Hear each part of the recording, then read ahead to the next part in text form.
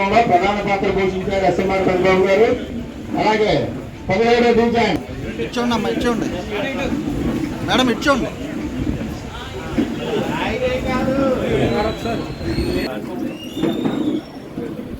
పంతొమ్మిది పంచాయతీలో అప్పుడు 3 ఎంపీటీసీలు ఉంటే 3వ ఎంపీటీసీ కింద గెలుపొందే వాళ్ళు చేశారు. మీరు 2 సార్లు కూడా పోటీ చేసి ఓటమి చెందిన 3వసారి విజయం సాధిస్తారో వీళ్ళు గొప్ప నైపుణ్యం పొందారు. గూడూరు రాజలక్ష్మి గారు, సంస్థల అధినేత అన్నపనేని బాంకీ గారు,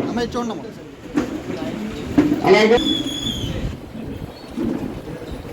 వచ్చుల సుజాత, మరి మాంగారు రాజేంద్ర ప్రసాద్ గారు, పలు చోట్ల కమిషనర్ గారును అలాగే ఆర్డీ గారు చేసిన కుటుంబం ఇది.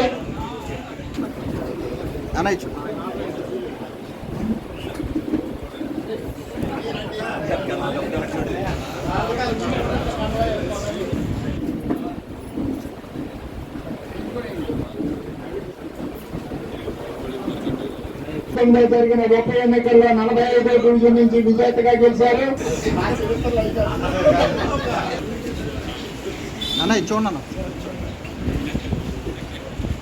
శ్రీనివాసరావు గారు, అలాగే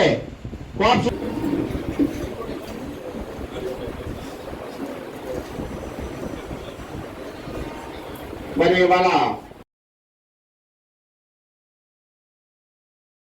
7వ తారీఖున నారా లోకేష్ గారి ఆధ్వర్యంలో ఏదైతే ఏలూరు నియోజకవర్గ కార్పొరేషన్ మేయర్ పెద్దబాబు నూర్జహాన్ గారిని, అలాగే టౌన్ ప్రెసిడెంట్ బొద్దాన్ శ్రీనివాసు, అలాగే మండల ప్రెసిడెంట్ మంచి మైబాబు గారిని వీళ్ళందరినీ జాయిన్ చేయడం జరిగింది.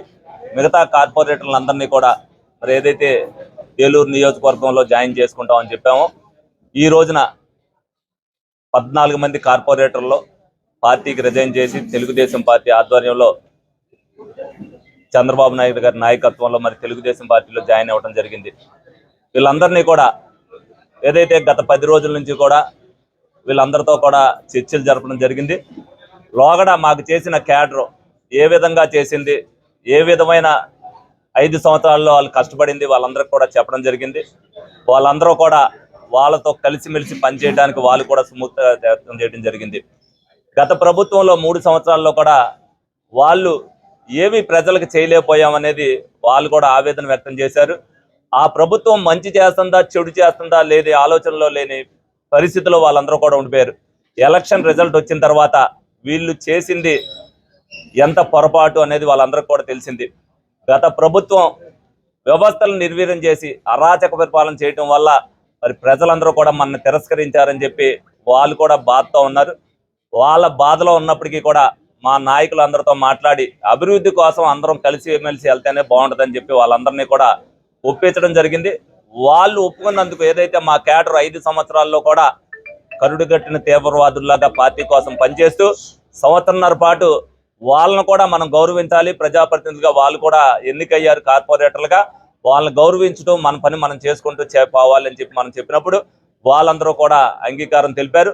ఇంకొక 10 డివిజన్లో వాళ్ళందరూ కూడా కూర్చుని కూలంకషంగా చర్చించుకున్న తర్వాత వాళ్ళను కూడా గౌరవించడం జరుగుద్ది.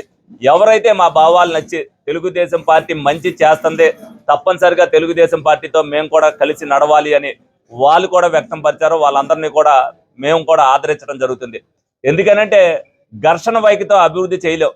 ఘర్షణ లేకుండా కూడా అందరం కూడా స్నేహపూర్వకంగా ఏలూరు ప్రజల కోసం పాటుపడతామని వాళ్ళు ముందు చెప్పారు. మేము 2024లో మేము చెప్పిన హామీని ప్రజలందరూ కూడా నమ్మి ప్రజలు ఘంటాబద్ధమైన విజయాన్ని అత్యధిక మెజార్టీతో గెలిపించారు. ప్రజల నమ్మకాన్ని వమ్ము చేయకుండా పరిపాలించవలసిన బాధ్యత మా మీద ఉంది. అలాగే వీళ్ళు కూడా 3 సంవత్సరాల్లో ఏదైతే చేయలేకపోయారో వీళ్ళ గౌరవం దక్కాలన్నా కూడా వీళ్ళు పార్టీ మారటం ఏమీ తప్పు కాదు. ఎందుకంటే ప్రజలు అనుకోవచ్చు కొంతమంది ఏదైతే రాజకీయంగా ఉన్నారో వాళ్ళు మిమ్మల్ని విమర్శన చేయొచ్చు, కానీ సామాన్య ప్రజానీకం ఎవరు కూడా వీళ్ళు విమర్శించడానికి సరిపోరు. ఎందుకనంటే వాళ్ళకి కావాల్సింది అభివృద్ధి, పని అభివృద్ధి అనేది వీళ్ళు రేపటి నుంచి మేము వాళ్ళకి దిశానిర్దేశం ఇస్తాం.